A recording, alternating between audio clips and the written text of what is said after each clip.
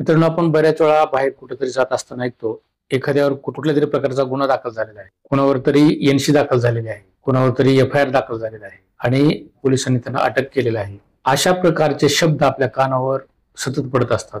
मित्रांनो, हे नेमकं एनसी आणि एफआयआर म्हणजे काय, तर हे आज आपण जाणून घेणार आहोत. मित्रांनो, आपण एनसी जे म्हणतो तो एनसी हा प्रॉपर शब्द नसून त्याच्यासाठीचा प्रॉपर शब्द आहे NCR आणि दुसरा शब्द आहे FIR. म्हणजे आपण जनरली बोलताना बोलतो की एनसी दाखल झाली, परंतु ती एनसी नसते, तर ती NCR असा शब्द आहे. त्यामुळे आपण उच्चार करताना एनसी जरी त्याला उच्चारत असलो तरी तो NCR आहे आणि दुसरा जो शब्द आहे तो FIR आहे. आता हे NCR आणि FIR म्हणजे काय, तर NCR म्हणजे नॉन कॉग्निजिबल रिपोर्ट आणि FIR म्हणजे फर्स्ट इन्फॉर्मेशन रिपोर्ट. मित्रांनो, याबद्दलचीच माहिती आज आपण जाणून घेणार आहोत. मित्रांनो, मी आहे ॲडव्होकेट तानाजी वाघमारे. आपण बघत आहात लीगल इन्फो MH25. मित्रांनो, चॅनलवर तुम्ही जर नवीन असाल तर चॅनलला सबस्क्राईब करा, व्हिडिओला लाईक करा आणि शेअर करायला विसरू नका. त्याचबरोबर तुमच्या ज्या कमेंट्स आहेत किंवा तुमच्या ज्या काही शंका असतील त्या शंका कमेंट बॉक्समध्ये राईट डाऊन करा. तर मित्रांनो, आता आपण NCR आणि FIR याविषयीची सविस्तर माहिती बघू. आपला मुख्य विषय आज NCR आहे, पण NCR आपण स्पष्ट करत असताना आपल्याला FIR चाही उल्लेख करावा लागतो. त्यामुळं अधूनमधून FIR चाही उल्लेख होणार आहे. तर नेमकं NCR म्हणजे काय, या आताच मी एका मिनिटापूर्वी सांगितलं की नॉन कॉग्निजिबल रिपोर्ट म्हणजे अदखलपात्र गुन्हा, म्हणजे ज्या गुन्ह्याची पोलिसांमध्ये कसल्याही प्रकारची दखल घेतली जात नाही किंवा न्यायालयीन प्रक्रियेमध्ये त्याची दखल घेतली जात नाही किंवा तो गुन्हा कोर्टाकडे येत नाही, पोलीस कोर्टाकडे पाठवत नाही. जसं की FIR ज्यावेळेस रजिस्टर होतो त्यावेळेस एक गुन्हा नोंद होतो आणि त्याचं जे FIR असतो म्हणजे फर्स्ट इन्फॉर्मेशन रिपोर्ट तो कोर्टाकडे दाखल होतो आणि आरोपीला कोर्टामध्ये दाखल केलं जातं. तसं NCR किंवा तुम्ही जे म्हणता ते NC, त्या NCR मध्ये किंवा NC मध्ये पोलीस आरोपींना किंवा ज्याने जो गुन्हा केलेला आहे त्याला अटक करत नाहीत. तर असा हा दोन्ही मधला डिफरन्स आहे. तर हे नेमकं असं का, तर याच्याविषयी आताच आपण पाहिलं की FIR म्हणजे फर्स्ट इन्फॉर्मेशन रिपोर्ट, यामध्ये जो गुन्हा घडलेला असतो किंवा जे कृत्य घडलेलं असतं ते कृत्य दखल घेण्यासारखं कृत्य असतं आणि त्यामुळं त्या आरोपीवर गुन्हा नोंदवला जातो आणि त्याला कोर्टापुढे 24 तासाच्या आत हजर केलं जातं. यामध्ये गुन्हा अशा प्रकारचा असतो की त्यामध्ये मोठी भांडणं झालेली असतात, रक्त निघालेलं असतं, कोणाचं डोकं फुटलेलं असतं, कोणाचा पाय तुटलेला असतो.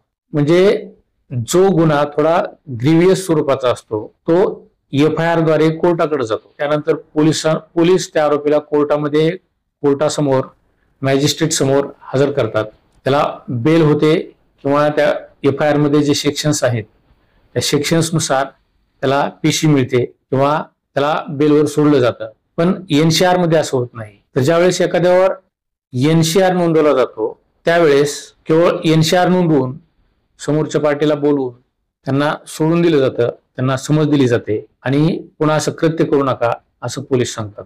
तर हे असं का, तर NCRचा जो मी आताच लॉंग फॉर्म सांगितला त्याप्रमाणे नॉन कॉग्निजिबल रिपोर्ट म्हणजे कुणाची बाचाबाची झालेली असते, शिवीगाळ केलेली असते, चापट मारलेली असते, धक्का मारलेला असतो किंवा एखाद्याला अर्वाच्य भाषेत बोललेलं असतं, अशा वेळेस NCR नोंदवला जातो.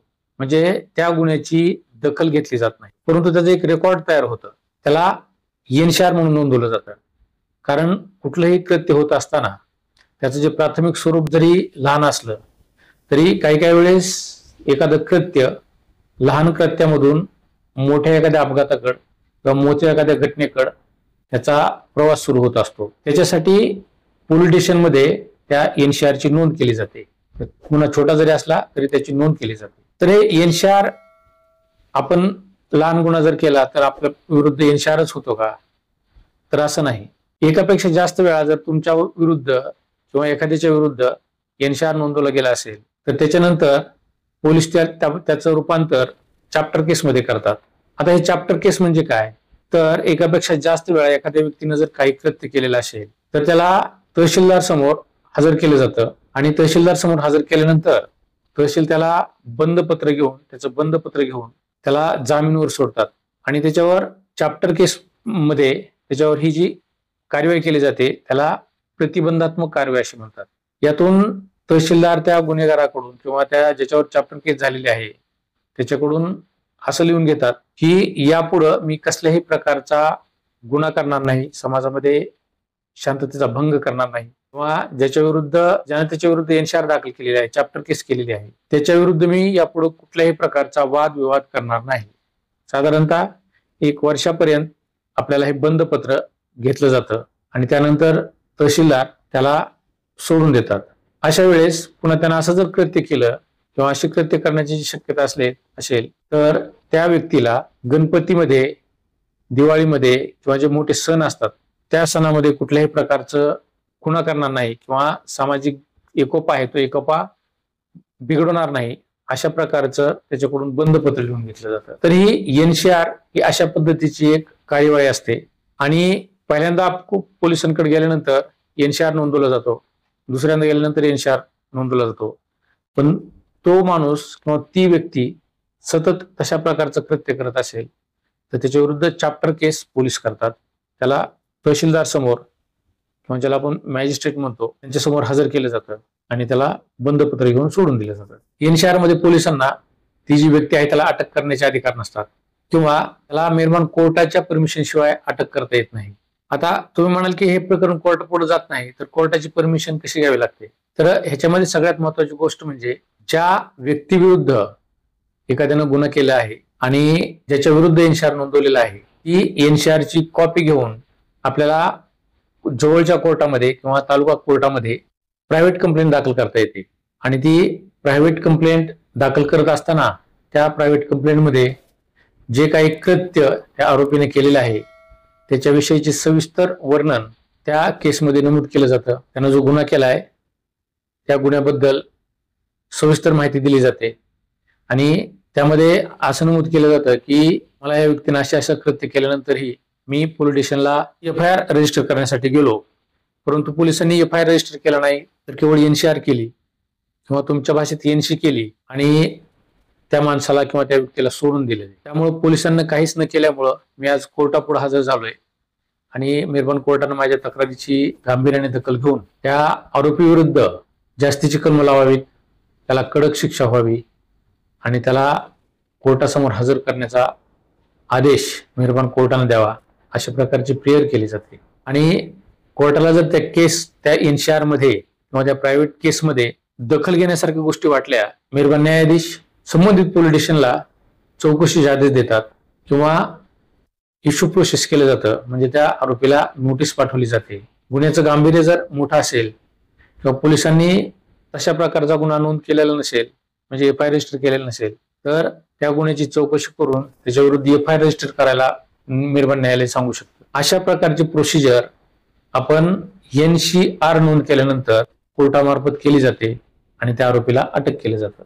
एनसीआर म्हणजे अदखलपात्र गुन्हा जरी असला तरी त्याची एक नोंद ठेवण्यासाठी पोलिसांकडे त्यांचं एक रेकॉर्ड तयार केलं जातं, त्याला एनसीआर म्हटलं जातं. त्या गुन्ह्याचं गांभीर्य नसतं त्यामुळं त्याची दखल घेतली जात नाही.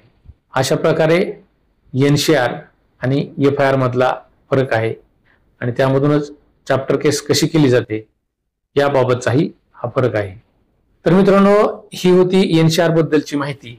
आपल्याला एनसीआर बद्दल आणखी काय वाटतं किंवा एफआयआर बद्दल आपल्याला काय माहिती हवी आहे किंवा चॅप्टर केस बद्दल आपल्याला ह्याच्यापेक्षा जास्त काय माहिती हवी, त्याचबरोबर हा व्हिडिओ तुम्हाला कसा वाटला याबद्दलच्या कमेंट बॉक्समध्ये राईट डाऊन करा. चॅनलवर तुम्ही जर नवीन असाल तर चॅनलला सबस्क्राईब करा, व्हिडिओला लाईक करा आणि शेअर करायला विसरू नका. धन्यवाद.